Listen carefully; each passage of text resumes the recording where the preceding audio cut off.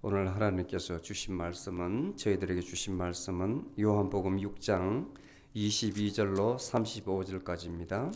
요한복음 6장 22절로 35절까지 제가 봉독하겠습니다. 이튿날 바다 건너편에 섰던 무리가 그곳에 제자들이 탔던 배 한 척 외에 다른 배가 없었던 것과 또 예수께서 제자들과 함께 그 배에 오르지 아니하시고 제자들만 가는 것을 보았더니 그러나 디베리아에 있던 다른 배들이 주께서 축사하신 후 떡 먹던 곳으로 가까이 왔더라. 그때 무리가 예수께서도 거기에 계시지 않으시고 그의 제자들도 없음을 보고 또한 자기들도 각기 배들을 타고 예수를 찾아 가버나움으로 와서 바다 이편에서 그를 만나 여짜오되 랍비여 언제 여기 오셨나이까 하니 예수께서 그들에게 대답하시되 진실로 진실로 내가 너희에게 이르노니 너희가 나를 찾는 까닭은 표적을 본 그 이유가 아니요 떡을 먹고 배부른 까닭이로다. 없어질 양식을 위하여 일하지 말고 영생하도록 하는 양식을 위하여 하라. 인자가 이 양식을 너희에게 주리니 인자는 아버지 하나님의 인치신 자니라 하시니 저희가 예수께 묻기를 우리가 어떻게 하여야 하나님의 일을 하오리까? 예수께서 대답하여 하나님의 보내신 자를 믿는 그것이 곧 하나님의 일이니라 하시니라. 그러므로 저희가 그에게 묻되 그러면 우리로 보고 당신을 믿도록 행하시는 표적이 무엇이니까 하시는 일이 무엇이니까? 기록된 바 하늘로부터 저희에게 떡을 주어 먹게 하였다 함같이 우리 조상들은 광야에서 만나를 먹었나이다. 예수께서 이르시되 진실로 진실로 내가 너희에게 이르노니 하늘로부터 내린 떡은 모세가 준 것이 아니니라. 그러나 내 아버지는 하늘로부터 내려오는 참떡을 너희에게 주시나니 하나님의 떡은 곧 하늘에서 내려와 세상에게 생명을 주시는 자니라. 이에 저희가 예수께 구하여 주여 이 떡을 항상 우리에게 주옵소서. 예수께서 그들에게 이르시되 내가 곧 생명의 떡이니 내게 오는 자는 결코 줄이지 아니할 터이요 나를 믿는 자는 영원히 목마르지 아니하리라. 아멘. 본문이 좀 길죠? 오늘 여러분들이 큰 은혜를 받았으면 좋겠습니다. 은혜라는 것은 보통 세상적으로 이야기할 때는 내가 받을 가치가 없는데 누가 나에게 큰 선물을 줬습니다. 그래서 우리가 그것을 그 은혜에 감사합니다. 누가 또 큰 도움을 줬을 때 베푸신 은혜에 감사합니다. 그렇게 이야기를 해요. 근데 성경에서 은혜는 그런 측면도 있지만 실제로는 여러분들 생명을 얻게 하는 겁니다. 생명. 제가 지난 설교 때에 우리는 다 귀신이다, 죽은 목숨이다 이렇게 이야기를 했는데 그 비밀을 쭉 설명하려면 너무 길어요.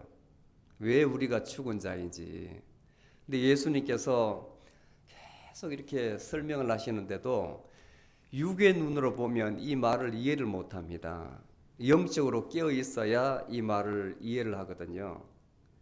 저는 성경을 보면서 예수님께서 참으로 사람이시지만 사람이 아니라는 것을 그 말씀에서 많이 깨달아요. 말씀에서. 왜냐하면 선문답이라고 들어보셨어요? 여러분들 선문답? 못 들어보셨어요? 어떤 종교에서는 누구가 뭡니까? 예를 들어서 부처가 뭡니까? 이렇게 물으면 저 뜰 앞에 있는 똥막대기다 이렇게 대답을 하거든요. 그걸 성문답이라 해요. 근데 그것을 말로 들으면 말이 안 되잖아요. 그 대상의 정체성을 묻는데 뜰 앞에 있는 똥막대기다 이렇게 이야기하니까 스스로 다른 차원에 있는 거예요. 다른 차원에. 이 사람은 육의 귀로 들어서 대답을 하는 것이고 그걸 듣고 대답하는 사람은 다른 차원에서 대답을 하는데 못 알아듣는 거예요. 진실을 이야기해도. 성경을 보면 그런 것이 한두 개 아니에요. 여러분들 그냥 읽으면 발견을 못 하는데 저도 예수님 말씀이 이게 동문서답하는 게 한두 개가 아닌 거예요. 예를 들자면 마태복음 11장 9절과 누가복음 7장 35절에 갑자기 예수님께서 지혜는 그 자녀로 옳다함을 넣어놓으라 이렇게 말이 나와요. 왜냐하면 그 앞에 세례 요한에 대해서 쭉 설명을 합니다. 그 자는 누구이다. 이 땅에서 가장 큰 자이고 내가 오기 전에 내가 가는 길을 곱게 할 사람이다 이렇게 이야기를 해요. 그리고 그 세례 요한을 너희들은 알지 못해가지고 저 광야에서 꿀과 석청만 먹는다고, 석청과 꿀 메뚜기만 먹는다고 너희들이 그를 귀신 들렸다고 하지 않느냐. 근데 내가 먹으니까 너는 나를 먹보라 그러고, 내가 술을 먹으니 술 취한 자라 그러고, 세리들과 같이 노니까 죄인하고 논다고 너희들 욕하지. 그러면서 갑자기 지혜는 그 자녀로 옳다함을 얻느니라 이렇게 끝을 맺어요. 이게 무슨 말인가 굉장히 고민을 많이 했습니다. 왜 예수님께서 이렇게 말씀을 하시지? 나중에 이제 저한테 그 답을 주시는 거예요. 답을. 그 다음에 이 자리에서 이 답을 주는 게 아닙니다. 이건 나중에 답을 드릴게요. 여러분들은 다 아시겠지만은 저는 몰랐어요. 두 번째는 요한복음 4장 16절에서 쭉 나오는데 그 예수님께서 사마리아 지역을 이제 건너가시는데 목이 말라가지고 그 우물가에 갔습니다. 수가성 여인 이야기예요. 우물가에 가니까 마침 물기로 오는 여인이 있는데 물을 좀 달라 이렇게 이야기를 했습니다. 그 여인이 당신 유대인들은 우리 사마리아 여인과 상종도 하지 않는데 왜 저에게 물을 달라 하시나이까 그래요. 그리고 예수님께서 말씀하시기를 네가 뚜레박으로 뜨는 그 물을 마시면 계속 목마름이 있지만 내가 주는 물을 마시면 목이 마르지 않다 이렇게 이야기를 해요. 그러니까 이 여인이 가만히 쳐다보니까 이 젊은 사람이 정신이 없는 것 같거든요. 뚜레박도 없고 아무것도 없으면서 무슨 물을 준단 말인가.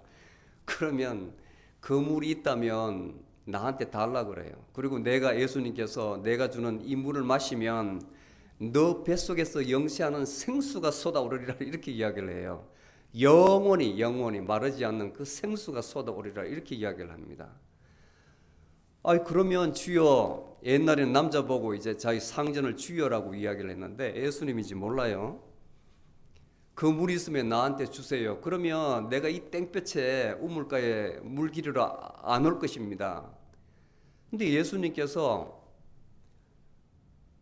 그러면 다른 다음이 대답이 뭐냐면 그래 주마 이렇게 하든지 네가 어떻게 하면 주마 이렇게 하든지 그렇지 않으면 못 준다 이렇게 대답해야 되는데 갑자기 내 남편을 데리고 오라 이렇게 이야기를 해요. 굉장히 이 문맥이 탁 끊어지는 거예요. 그 저도 이제 세상 눈으로 보니까 말이 안 돼요. 왜 예수님께서 물 달라는데 남편을 데리고 오라 그 말을 했는지 굉장히 고민을 많이 했어요. 야, 이게 예수님은 사람이 아니시구나. 저로 하여금 깨닫게 해주는 거예요. 그 말이. 그 다음에 또 하나가 뭐냐면 누가복음 12장 51절에 예수님께서 나는 세상에 화평을 주러 온 것이 아니고 불을 질러 왔다 그럽니다. 왜 이 말씀을 하셨을까? 왜 이 말씀을 예수님께서 오셨다면 우리를 구원하러 오셨다 그랬는데 왜 화평을 주러 오지 않고 세상을 불을 질러러 왔다. 그리고 나로 말미암아 며느리와 시어머니가 싸울 것이고 시어머니와 며느리가 싸울 것이고 아버지와 아들, 아들과 아버지 그 다음 형제가 싸울 것이고 막 그렇게 이야기를 나와요. 이게 또 왜 이런 말을 하셨을까? 굉장히 혼돈이 와요. 또 나중에 깨닫게 해주시고 오늘 본문이 그 연속선상에 있어요. 연속선상에. 이것은 영적으로 여러분들 받아들여야지 세상기로 받아들이면 이해를 못해요. 그래서 요한복음을 19세기, 20세기에 많은 신학자들이 믿지를 않았습니다. 복음서 중에 마태, 마가, 그 다음에 누가복음은 인정을 해도 요한복음은 좀 황당하다 해가지고 이거는 복음이 아니라고 그랬어요. 독일에서. 그런데 한 차원 더 늦게 보면 굉장해요, 요한복음이. 여러분들 정말 오늘 뭐 깨달은 분도 있겠지만은 뭔가 조금이라도 이렇게 잡으면 큰 은혜가 되고, 그 다음에 왜 우리가 이 세상에 왔으며 이 땅에 사는 목적이 뭔지 알 수가 있을 거예요. 잘 들으세요. 영의 눈을 뜨고, 제가 기도할 때 그랬죠. 영과 진리로 예배하게 하옵소서. 여러분들 육의 마음으로 예배를 드리면 그냥 저 목사님이 또 오늘 또 무슨 말 하려나 이렇게 이야기하지만 영의 마음을 열고 들으면 은혜로 다가옵니다. 아멘. 오늘 이 말씀을 하기 전에 예수님께서 벳세다라는 곳, 이 갈릴리 호수가 있는데 그 북동쪽에 벳세다라는 땅이 있어요. 아주 그 초지입니다. 거기에서 떡 5덩어리와 물고기 2마리로 5,000명을 먹인 사건이 있었어요.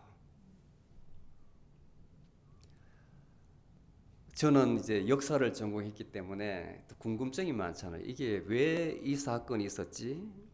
이게 복음서마다 다 들어가 있거든요. 그리고 이게 왜 가능하지? 그 시대에 그럴 수밖에 없었는 것이 정치적 상황이 로마 제국의 식민지로 있었기 때문에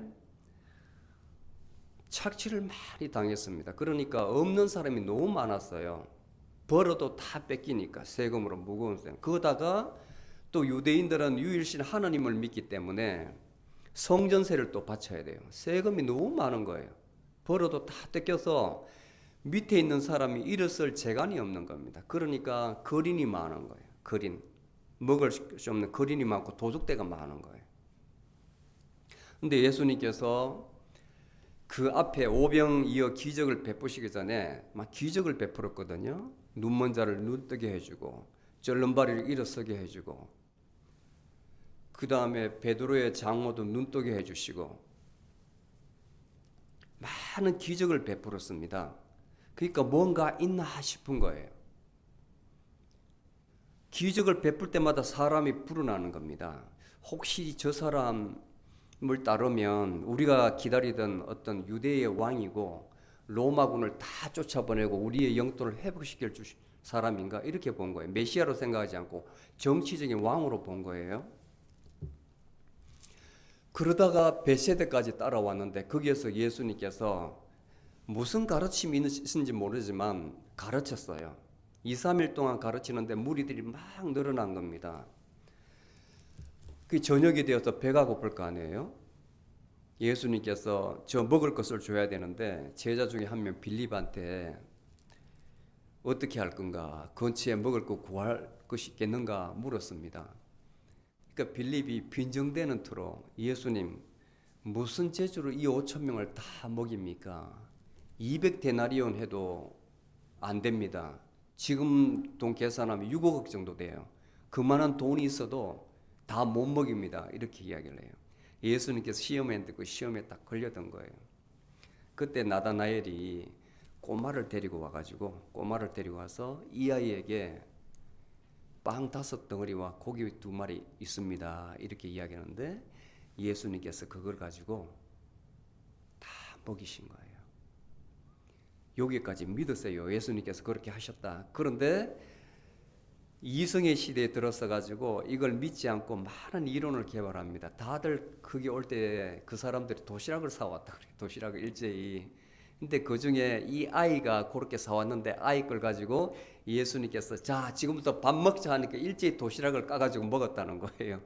그렇게 주장하는 학자도 있어요. 그런데 기적으로 묘사가 되어 있습니다. 오병이어의 기적. 네 복음서에 공통적으로 다 있어요. 그리고 12바구니가 남았더라. 그 무리들이 이 예수님이 자기들이 기다리던 정치적 왕이다. 저 사람을 왕으로 모시면 우리는 배는 곪지 않겠구나. 이렇게 본 거예요. 그리고 그 자리에 이제 다 밤중에 잤겠죠. 그 제자들이 그 베세다라는 곳에서 밤중에 배를 타고 몰래 가버나움으로, 가버나움은 거기서 불과 제가 볼 때에 한 4km, 1시간 정도 걸어서 갈 거리에 아주 가까워요. 베드로의 장모가 열병을 앓았던 곳인데 거기서 예수님께서 사역을 많이 하셨거든요. 예수님이 같이 가지 않으니까 예수님 너희들 먼저 가라. 나는 기도하고 가겠다. 그 배를 타고 갔습니다. 근데 예수님께서 물을 위를 걸으셔가지고 제자들이 타고 가는 배 뒤에 따라간 거예요. 제자들이 기겁을 한 겁니다. 기겁을. 밤중에 갑자기 호수에 시커먼데 물체가 나타나니까 얼마나 놀랐겠어요. 제가 이 사투리인지 알았는데 사투리가 아닌 말이 있어요. 시컵한 거예요. 시컵. 시컵했다는 게 사투리가 아니더라고요.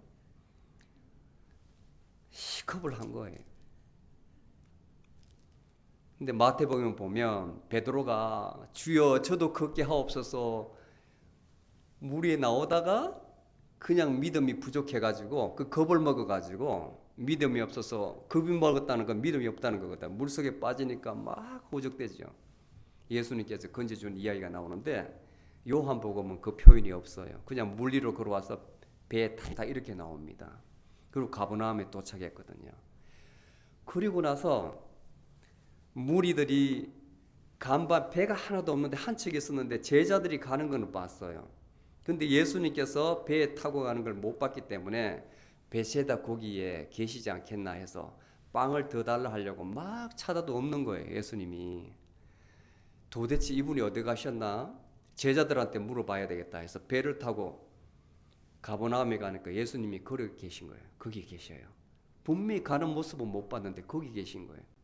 그래서 오늘 본문 말씀의 첫 번째 질문, 세 가지 질문이 나오는 첫 번째 질문이 뭐냐면 랍비는 선생입니다. 선생님이시여 언제 여기 오셨나이까? 언제 여기 오셨나이까? 첫 번째 오늘 세 가지 질문이 이어집니다. 세 가지 질문. 첫 번째 질문이 선생이시여 언제 여기 오셨나이까? 자, 그러면 예수님 답변이 내가 지난밤에 나의 제자들과 함께 이렇게 왔어. 이게 정답 아니에요. 우리 세상적인 생각으로 하면. 근데 예수님 대답이 참 묘합니다. 27절에 있어요. 그 전에 중간 단계가 있지만 진실로 진실로 내가 너희에게 이르노니 너희가 나를 찾는 까닭은 표적을 본 까닭이 아니요 떡을 먹고 배부른 까닭이요. 이렇게 먼저 운을 떼요.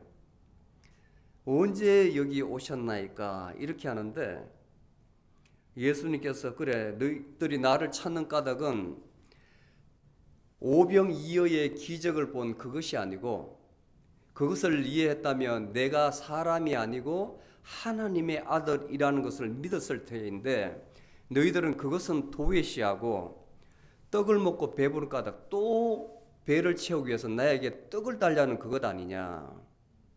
잘 생각해요. 여기서 하나는 떡은 배부르다는 것은 내 육을 채우는 거예요. 먹으면 돌아서면 배고프면 또 먹어야 되잖아요. 이 육을 유지하기 위해서. 요즘 사람들 건강에 관심 많잖아요. 뭐는 몸에 해로워서 안 먹어. 뭐는 몸에 좋아서 먹어. 얼마나 요즘 사람들 가리면서 먹어요. 몸은 엄청 생각한다고요.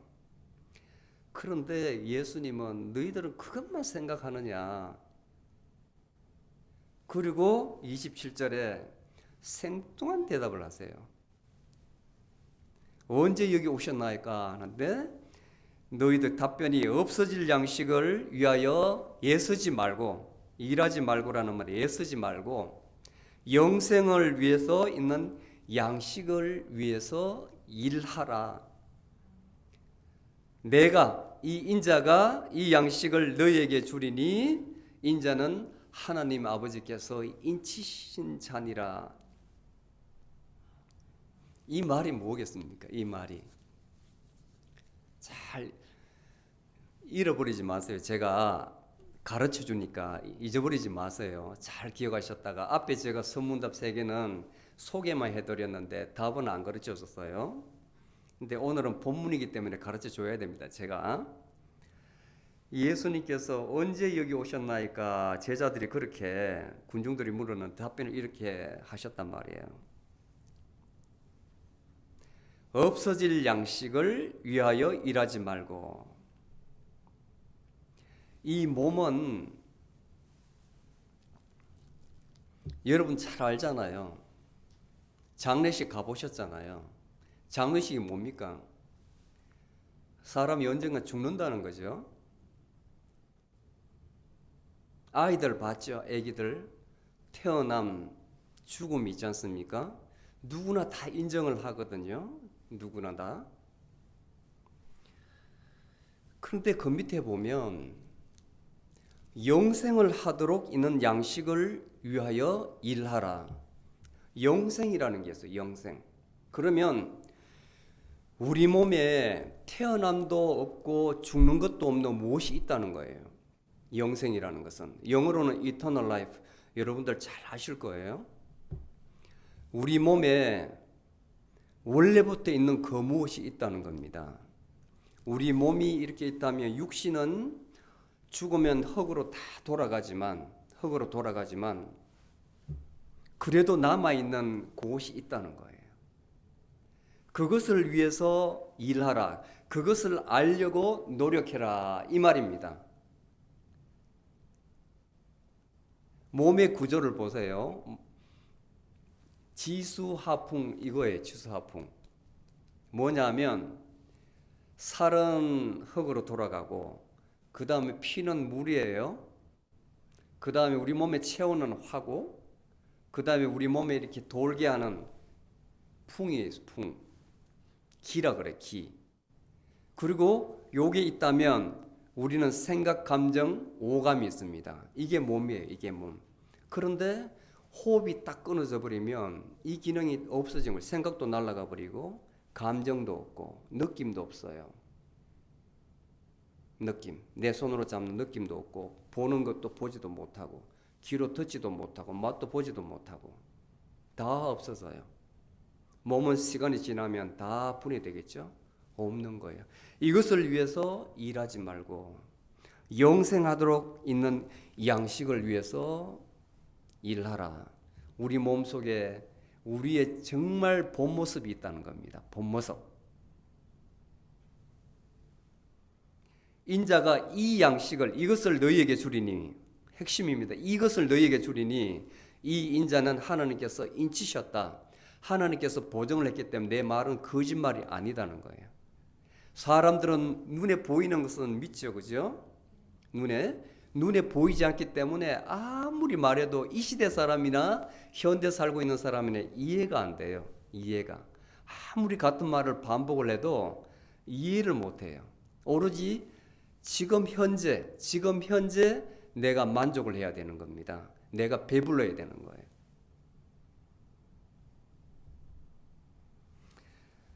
군중들이 이해가 되지 않으니까 묻습니다. 두 번째 질문 28절에 저들이 묻기를 우리가 어떻게 하여야 하나님의 일을 하오리까? 이 말이 이 사람들은 유대인들입니다. 뭔 말이냐면 잘 들으세요. 뭔 말이냐면 이 사람들은 율법을 받은 사람이 시내산에서 십계명이 있고 그 다음에 자기들 조상이 촘촘하게 만들어 놓은 613개의 율법이 있어요.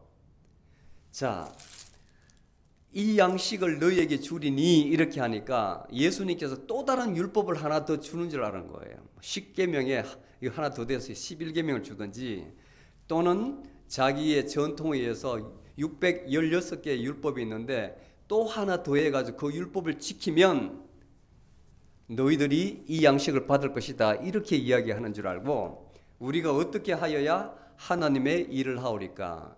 또 무슨 율법이 있습니까? 이 말이에요. 또 무슨 율법이? 예수님 답변이 이제 선명하게 나타나는데, 하나님의 보내신 자,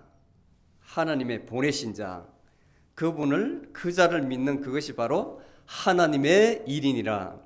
예수님 자신을 믿는 것이 바로 하나님의 일이다, 이렇게 이야기를 합니다. 하나님의 보내신 자, 그것이 바로, 그분을 믿는 것이 하나님의 일이다.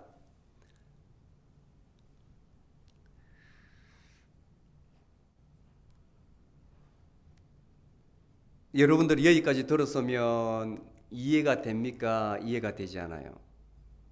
내 생각에는 이해가 안 될걸요. 왜 예수님이라고 하지 않아? 나 자신을 믿는 것이 아니라 하나님의 보내신 자를 믿는 그것이 곧 하나님의 일이니라. 군중들 이해를 못했습니다. 여러분들도 이해가 된다면 그분은 영적으로 깨인 사람이고 이해가 안 될 거예요. 제가 볼 때. 저도 이해가 안 됐거든요. 왜 예수님 믿는 게, 그 믿음이라는 게 나를 구원하고, 굉장히 신학교 다니면서 그게 마음에 탁 이렇게 와닿지 않는지 굉장히 애를 먹었어요. 제가 더 알려고 책을 많이 볼수록 점점점 멀어져요. 머리만 키웠지 점점 멀어져요. 저 혼자 은혜에서 멀어진 줄 알고 엄청 나중에는 염려가 시험 받더라고요.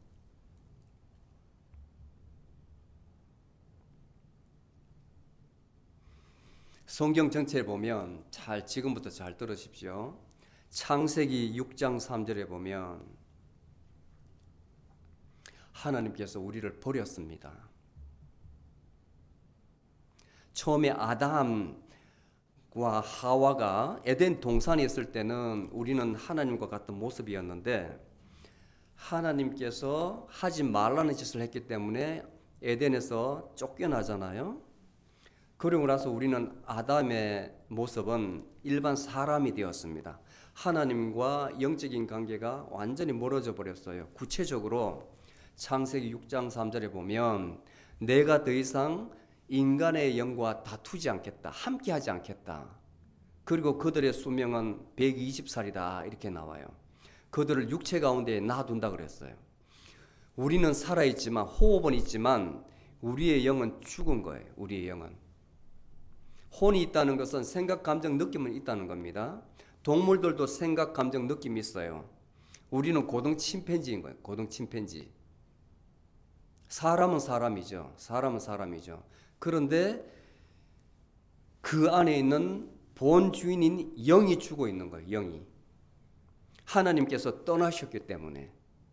그런데 이 사람들을 보고 유대인들은 계속 율법만 주장한 거예요. 이렇게 하라. 그렇게 하지 않으면 너는 죽으리라. 이렇게 하지 말라 하면 죽으리라. 이렇게 가르친 거예요. 얼마나 힘듭니까? 그걸 다 지키기에.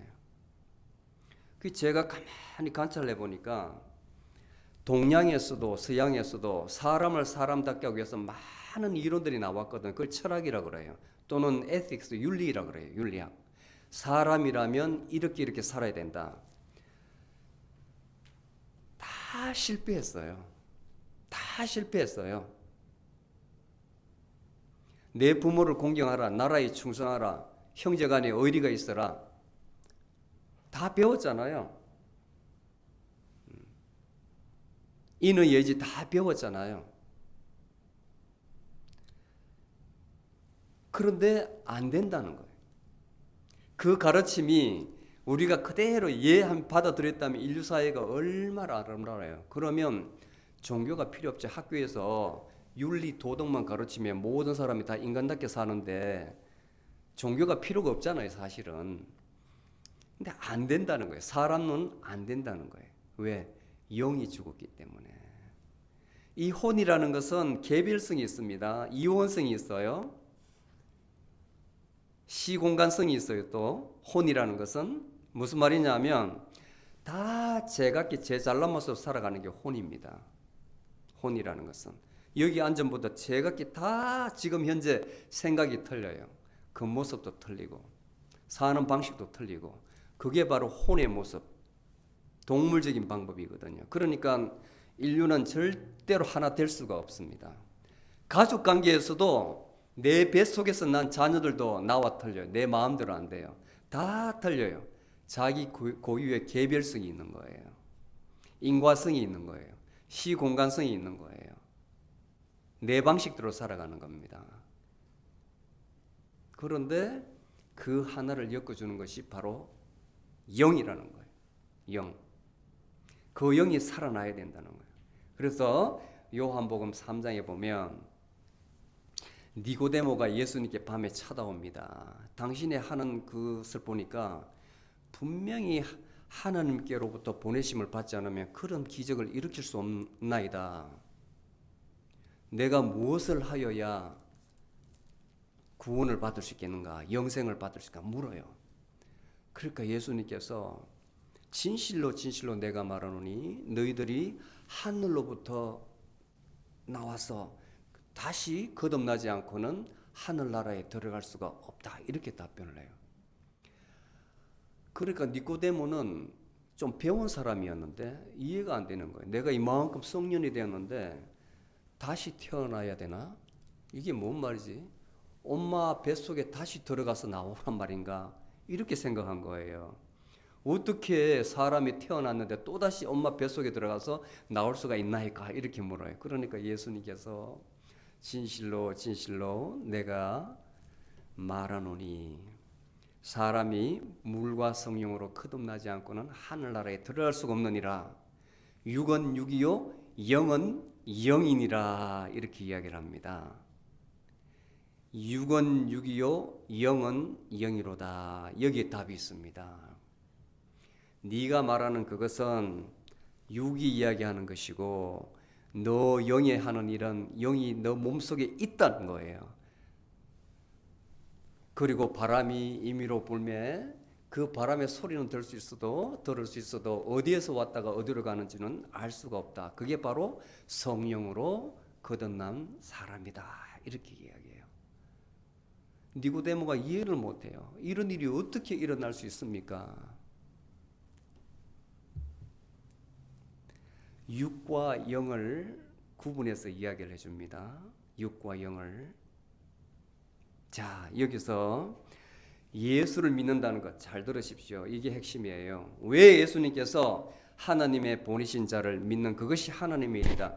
예수 그리스도를 여러분들이 믿는 그 순간, 입술로 믿는다고 고백하는 순간에 여러분들 안에 죽어있던 영이 살아나는 거예요.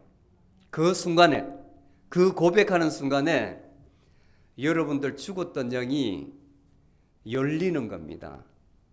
영이 살아나는 거예요. 그 영이 닫혀 있으면 끝까지 거부해요. 여러분들 귀신이 꽉 잡고 있으면 절대로 예수 그리스도를 신하래도 입을 열지 않아요. 입을 열지 않아요.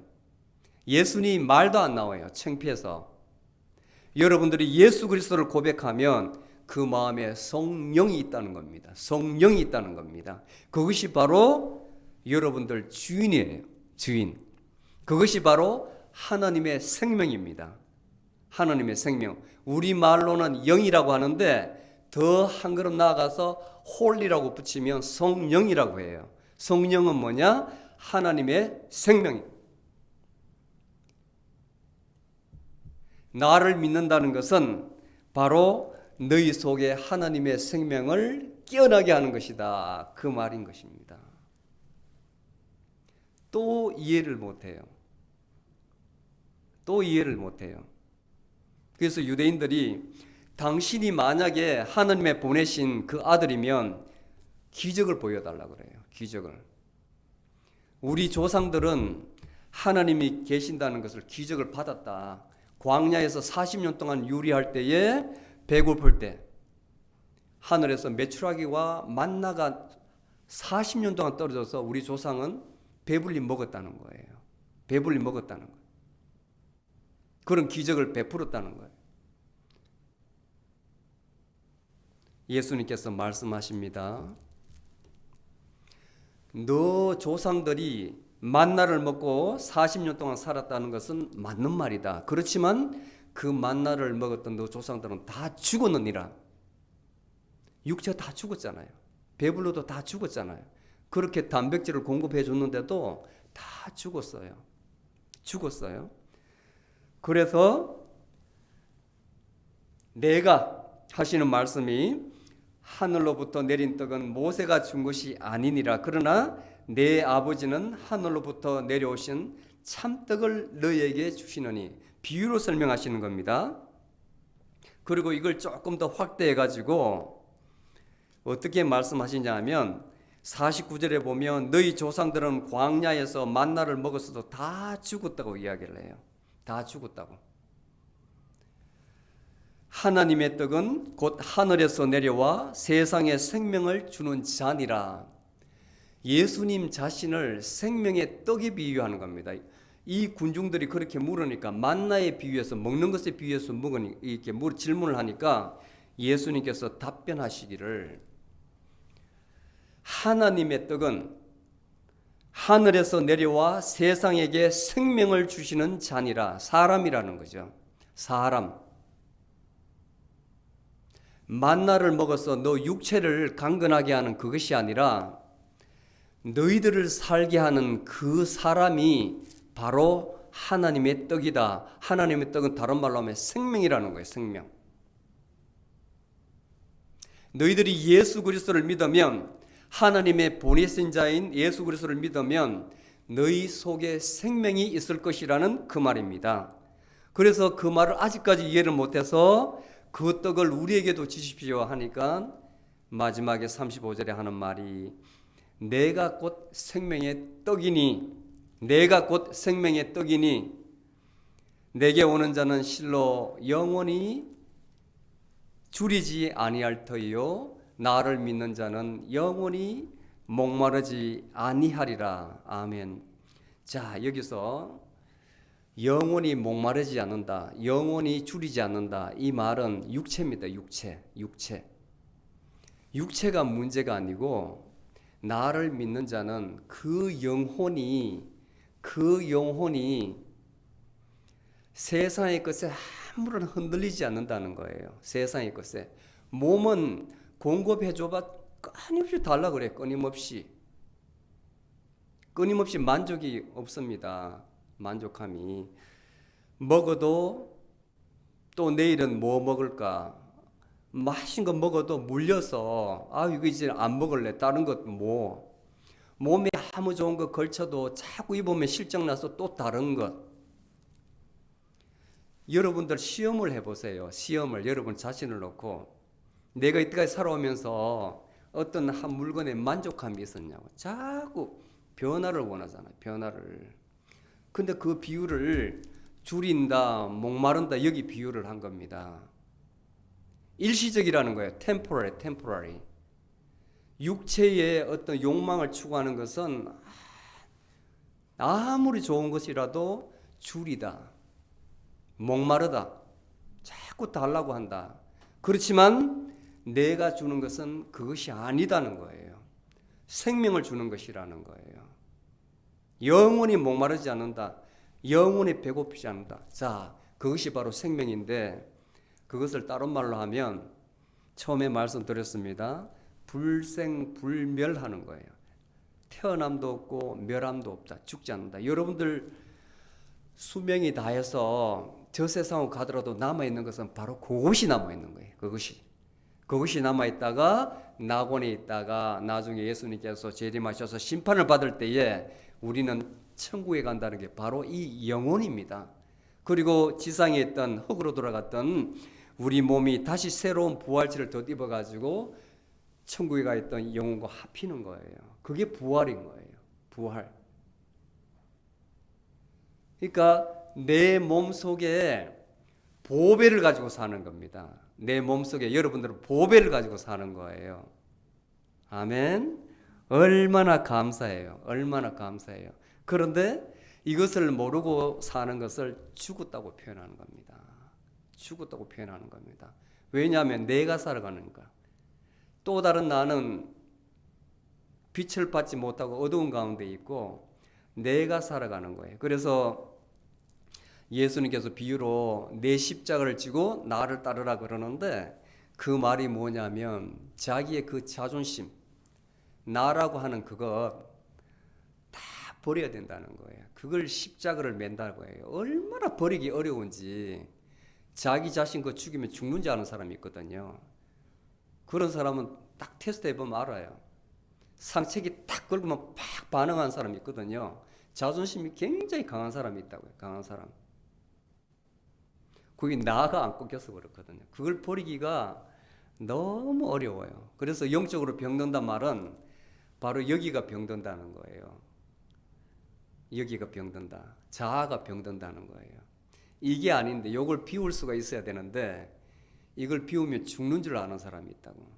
그게 내가 주인이고 여기는 진정한 주인은 모르고 살기 때문에 계속 그 사람은 근심, 걱정, 두려움밖에 없습니다. 겁도 많고요.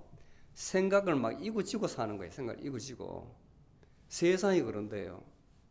예수님 하신 말씀은 제발 이 환상에서 좀 벗어나라는 겁니다. 전도몽상. 꿈에서 좀 깨가지고 여기를 보라는 거예요. 복음서의 모든 가르침이 예수님께서 이렇게 설명하시고 저렇게 설명하시고 좀 깨어난 안타까운 마음으로. 그런데 따르는 군중들은 다 이해를 못해서 이렇게 질문을 하잖아요. 그렇게 가르쳐줘도 이해를 못해요. 예수님께 직접 가르침을 받는 그 군중들이 이해를 못하면 2000년 후에 살고 있는 우리들은 어떻게 이해를 하겠어요? 문자적으로 보고 따라가야 되는데. 그러니까 교회를 아무리 다녀도 신앙을 아무리 가지고 있어도 그 근원적으로 방법론을 모르기 때문에 끝없이 그냥 처치 고로만 되는 거예요. 이럴만 되면 내 마음이 갔다 와야 편하니까 교회 가야지 이것이지, 내가 왜 신앙을 가져야 되는지, 내가 왜 예수님을 믿어야 되는지 모르고 끝까지 가는 겁니다. 그게 바로 종교인이라는 게 종교인. 그냥 뭐 불교든지 이슬람교든지 기독교인지 캐톨릭인지 믿고 다니는 거예요. 내 마음이 편하니까. 내 부모님 믿었으니까, 할아버지가 믿었으니까, 모태신앙이니까. 아주 위험한 거예요. 영적인 눈을 떠야 됩니다. 예수님께서 나를 믿으라 하는 것은 예수님 안에 생명이 있기 때문에 그렇습니다. 생명. 하나님의 모든 품성이 예수님이 다 가지고 있고, 믿는 순간에 예수님의 그 품성이 우리의 영과 합해지기 때문에 예수님의 영이 우리에 들어와서 내 영이 이제 깨어나서 예수님을 따라가는 거예요. 이제는 옛날에 나의 삶의 방식이 이렇게 했는데 안에서 계속 제동을 거는 겁니다. 제동을. 당연하게 이렇게 살아가야 되는데 습관대로 제동을 거니까 안 되는 거예요. 그래서 예수님께서 내가 이 땅에 화평을 주러 온 것이 아니고 불을 질러러 왔다. 바로 그 말이에요. 마음속에 영적 전쟁이 일어나는 겁니다. 나는 이렇게 살아야 되는데 이제는 안 돼 하고 계속 반대편에서 나를 붙잡으니까 얼마나 괴로워요. 그러니까 로마서 7장에 보면 바울이 얼마나 괴로워요. 그 은혜 받은 사람이 나는 선하기를 바라는 그 마음이 한 곳에 있는데 또 하나의 악이 나를 붙잡는다고 나는 너무나 괴로운 존재라고 고백을 하잖아요. 두 마음이 계속 싸우는 거예요. 이것을 영적 전쟁이라고 합니다. 그 과정을 거치고 나면 계속 여러분들이 기도하고 성경 말씀 묵상하고 하면 옛날에 그 습관을 하나하나 씻어 나가야 돼요. 그리고 우리들 자신을 온전히 성령님이 이끄는 그 삶대로 살아가면 굉장한 평안함이 생길 거예요. 이제는 옛날에 내가 가치를 두었던 것이 굉장히 약해집니다. 이제는 예수님 말씀하신 것이 눈에 들어오게 되고 내가 사는 것이 아니라 내 안에 계시는 예수님께서 사시는 것이다 하는 것을 고백하게 됩니다. 아멘. 결론 맺습니다. 오늘 예수님께서 군중들에게 또 저희들에게 주시는 말씀은 육체를 위해서, 썩어 없어질 이 육체를 위해서 애쓰지 말고 영생하도록 하는 우리 안에 있는 그 영을 위해서 일을 하라.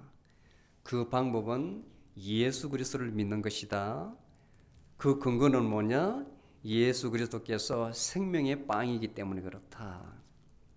예수 그리스도께서 바로 하나님의 모든 품성을 가지고 있는 그분이시기 때문에 그분을 믿으면 예수 그리스도의 그 영이 우리 안에 들어있다. 예수 그리스도의 영과 우리의 영이 연합돼서 하나가 된다.